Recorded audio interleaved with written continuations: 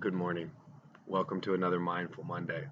Today, what I thought we would talk about is our automatic defense responses. And I'm talking about fight, flight, and freeze. You may be familiar with fight and flight, where there's a threat and you either fight with it, you run from it. But the freeze response is what I really want to focus on today. And this is the disassociation piece. You may have heard that word and not really know what it means. It's where your body is standing still and it can't move, you can't go anywhere. So the mind goes somewhere else. It gets out of town, right?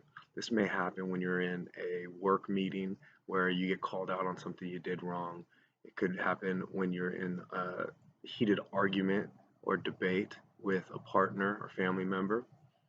It could even happen when you witness some traumatic event or are experiencing a trauma, an old sensation. As I specialize in working with trauma and anxiety disorders, this is usually when I get to work with clients and giving them education, psychoeducation on what is actually happening in the body. When your sympathetic nervous system is engaged and that stress comes into the body, it is either overwhelming or we can actually deal with it. When it's overwhelming, our mind goes somewhere else. And so if you notice that you have been having these issues where it feels like you're in the middle of a conversation and you start to disassociate, the practice of mindfulness is bringing the mind back to the present moment. The fastest way to be able to do that, taking a big breath, right? When we breathe and we exhale, we're engaging that parasympathetic nervous system. And that is that relaxation. It's telling our body, hey, you are not going to be eaten. You are not in this dire situation, but being able to be present with where you are physically. And if you think about it, if you're looking at a screen all day long, you might be that floating head already, right? You might already be disassociating. So to be able to practice getting back into the body is what the goal is for this week. And noticing, am I actually present with how my toes feel, how my legs feel, how my hands feel? Or am I already in next week, right? Because if we're making that our norm to be in another time zone, another place, then when we get pushed against something that is difficult or an uncomfortable conversation, then we're going to more likely disassociate rather than stay engaged in the conversation. So, what I'd like you to practice this week is at least doing 5 yoga positions throughout the week, throughout the time, but 5 each day.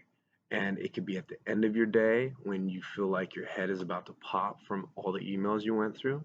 It could be in between your meetings, so you stay connected with the body throughout the day. Whatever it is, and whatever positions you want to do, try them out. I'm not going to give you any specific ones because every person is different. Each person feels more comfortable in their body in a different way. So pick 5 positions that you know you can do and you can be active in, and remember to breathe into those positions. It might be just standing at your desk all the way and taking 5 breaths while you're in there and noticing how your shoulders might come down a little bit more as you've been stretching a bit, right? If we can get back into the body and be comfortable with these uncomfortable conversations, we're less likely to disassociate. We're more likely to articulate, hey, right now what you just said puts me in a bad place. Or when you told me I was stupid, it makes me feel like I am that 6-year old that doesn't know how to spell a word, right? Now, you might not be saying this to your boss, but if you can start with your family, your friends, right? It becomes a little bit more of an opportunity to practice what it feels like to be in your body during an uncomfortable situation. And it helps you understand that you don't have to disassociate. Just because that has been the practice before doesn't mean it has to be the practice now.